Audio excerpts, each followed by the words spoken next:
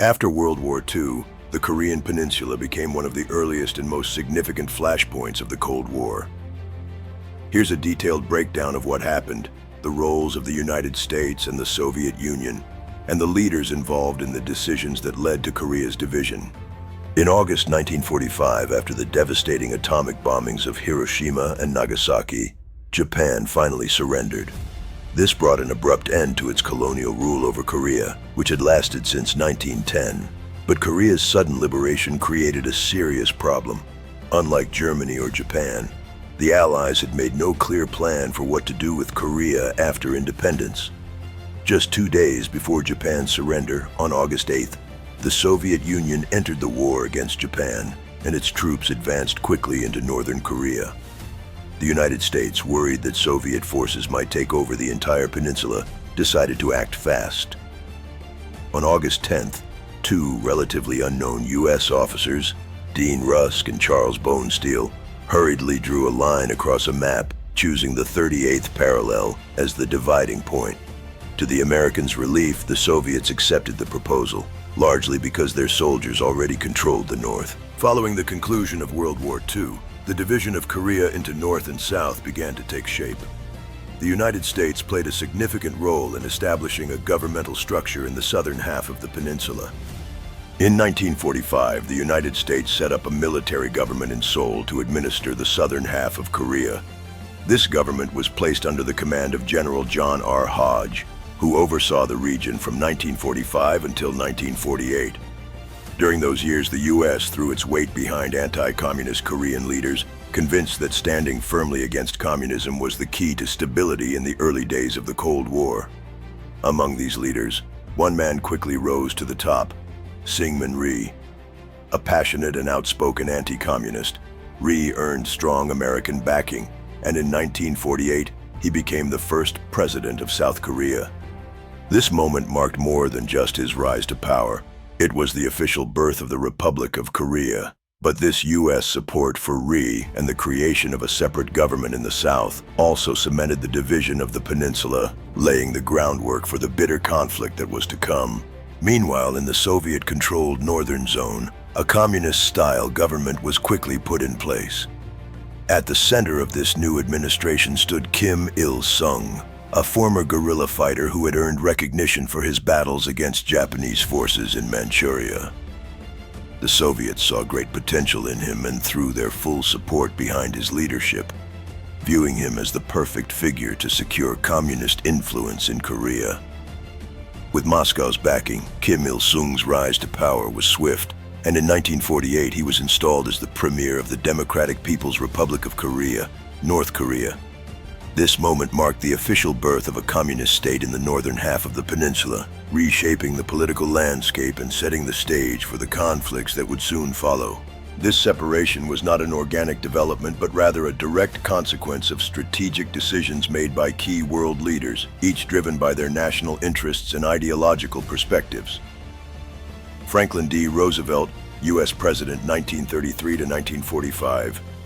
President Roosevelt, a visionary leader during the war, foresaw the complexities of decolonization and advocated for a measured approach to Korea's independence. His primary proposal was to place Korea under a temporary international trusteeship. This concept envisioned a period of international administration, likely involving several allied powers, to guide Korea toward self-governance and ensure its stability before full independence.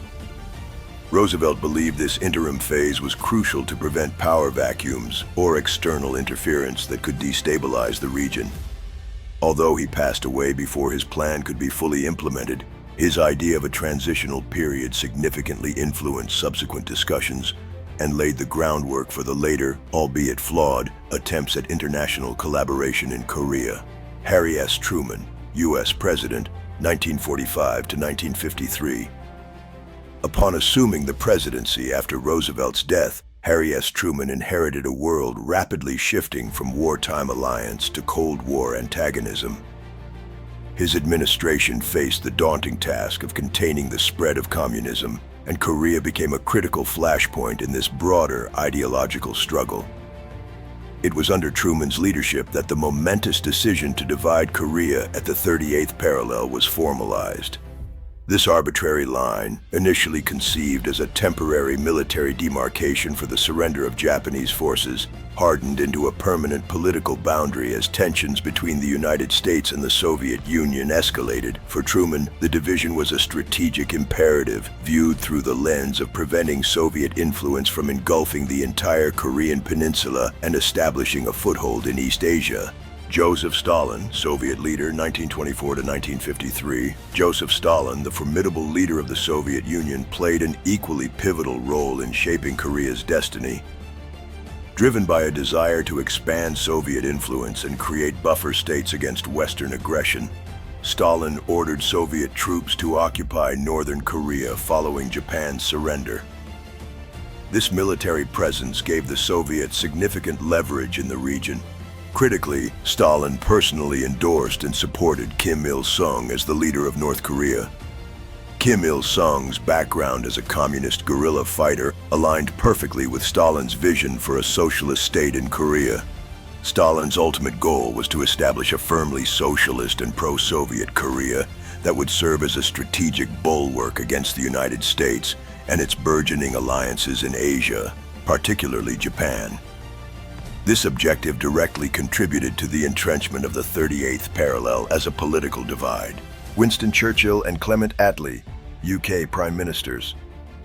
While the United Kingdom, under Prime Ministers Winston Churchill and later Clement Attlee, was a key Allied power, its direct involvement in the specific decisions regarding Korea's post-war future was less pronounced compared to the United States and the Soviet Union.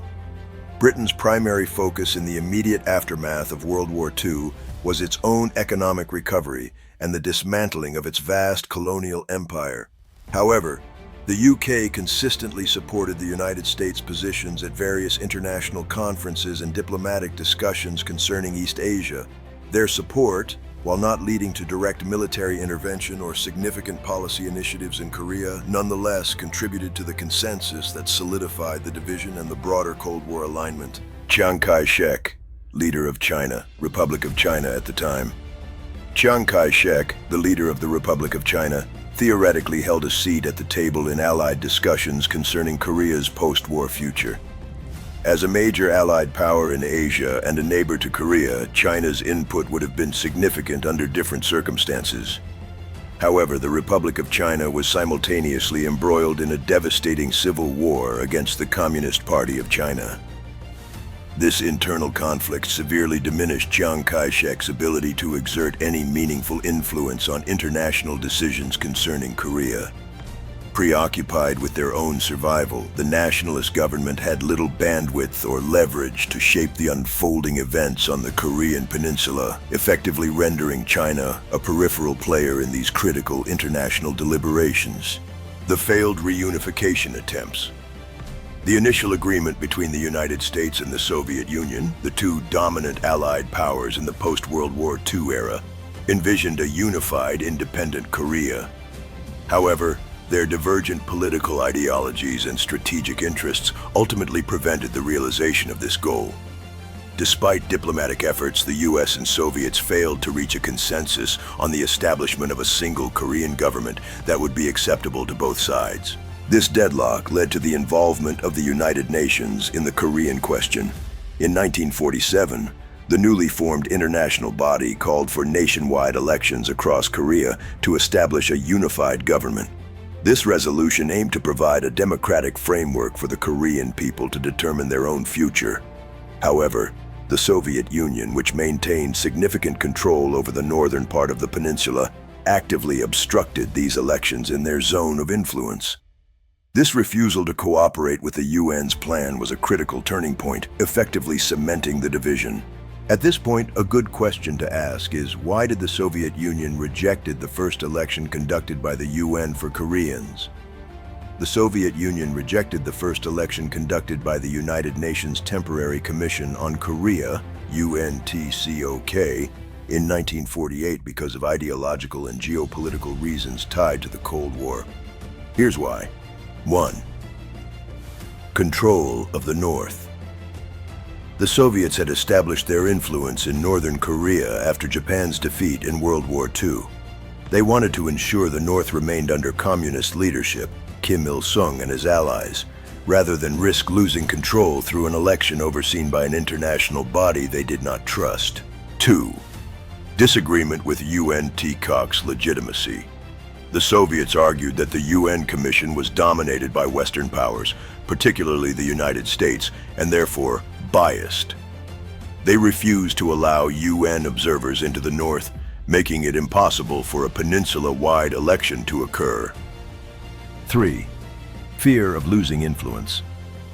A nationwide democratic election would likely have favored more moderate or US-supported leaders like Syngman Rhee in the South, which threatened Soviet strategic interests in East Asia. 4. Cold War rivalry. The Korean Peninsula had become a front line of the emerging Cold War. For the USSR, accepting UN-run elections risked giving the US and its allies political leverage right on their border. As a result, elections were held only in the South, May 1948, producing the Republic of Korea under Syngman Rhee, while the North formed its own state, the Democratic People's Republic of Korea under Kim Il-sung, in September 1948. What was initially conceived as a temporary administrative division, a logistical necessity during the post-war occupation, tragically became a permanent geopolitical reality. The failure of the Allied powers to bridge their ideological chasm, coupled with the differing aspirations of Korean political factions, resulted in a lasting schism that would profoundly impact the Korean Peninsula and global politics for decades to come. The establishment of these two rival states set the stage for future conflict and a deeply entrenched division that persists to this day. Prelude to war. Here are the 3 key points to note. 1. Both Rhee and Kim claim to be the rightful leader of all Korea. 2. With backing from the US and USSR respectively, both sides prepared for war. 3. This led to the Korean War, 1950 to 1953, when North Korea invaded the South. The Korean War. The Korean War, a brutal and devastating conflict that raged from 1950 to 1953, marked a pivotal and tragic chapter in the history of the Korean Peninsula. It was a direct consequence of the post-World War II division of Korea into 2 ideologically opposed states: the Communist Democratic People's Republic of Korea, DPRK in the north, supported by the Soviet Union and China, and the Capitalist Republic of Korea, ROK in the south, backed primarily by the United States and the United Nations. The war ignited on June 25, 1950, when North Korean forces, equipped with Soviet tanks and artillery, launched a surprise full-scale invasion across the 38th parallel, the demarcation line between the 2 Koreas. Their objective was to reunify the peninsula under communist rule. This aggressive act immediately drew the United States and other UN member states into the conflict, viewing it as a clear act of aggression and a challenge to international peace and security. The initial North Korean advance was rapid and successful, pushing South Korean and early arriving UN forces to the brink of defeat. However, a daring amphibious landing at Incheon in September 1950, orchestrated by General Douglas MacArthur, dramatically turned the tide. UN forces, now heavily reinforced, pushed deep into North Korean territory, even approaching the Yalu River, the border with China. This advance, however, provoked China's direct intervention, leading to a massive counteroffensive that drove UN forces back south. The war then devolved into a bloody stalemate, characterized by intense trench warfare and brutal battles along a fluctuating front line. Both sides suffered immense casualties, and the Korean landscape was utterly devastated. The conflict also became a proxy battleground for the Cold War, highlighting the broader ideological struggle between communism and capitalism. The fighting finally ceased on July 27, 1953, with the signing of an armistice agreement at Panmunjom. Crucially, this was an armistice, a temporary cessation of hostilities, and not a peace treaty. This technical distinction means that the 2 Koreas are legally still at war, a state of affairs that has persisted for over 7 decades. The armistice established a demilitarized zone, DMZ, along the 38th parallel, creating one of the most heavily fortified borders in the world. The Korean War had profound and lasting consequences. It solidified the division of Korea, creating two distinct and antagonistic states with vastly different political and economic systems. It led to millions of casualties, both military and civilian, and left a legacy of deep-seated animosity and distrust. The war also significantly shaped international relations during the Cold War, demonstrating the willingness of the superpowers to engage in proxy conflicts and highlighting the dangers of ideological confrontation. To this day, the unresolved status of the Korean War remains a source of tension and a subject of ongoing international concern. In conclusion, the Korean Peninsula is still divided, with the Demilitarized Zone, DMZ, acting as the border. Despite efforts towards reconciliation, deep-seated ideological and political differences persist between the two nations. If you find this video interesting, like, share, and subscribe to my channel. Thank you.